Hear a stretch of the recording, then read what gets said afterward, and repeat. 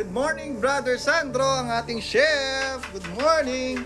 Pero bro, actually, there is, hi everyone, sa lahat ng mga nandiyan dyan, no?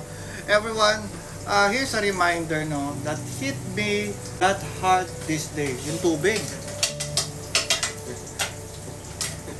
Faith without action is dead. Sabi sa James 2 verse 17, no, faith by itself, if it is not accompanied by action, is dead.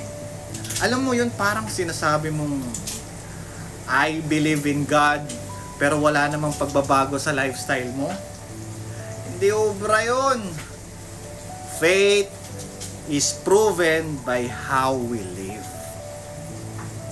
Pero nakakagutom. Bro, anong menu natin for today, bro? Menu for today. Nakadiretso tayong lamb.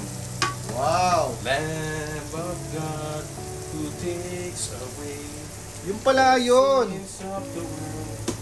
Have mercy on us. Yung pala yun. So talagang mukhang blessed. Blessed tayo dyan, bro, ah. Lamb. Iyan. Kaya, kayo. Faith without action is dead.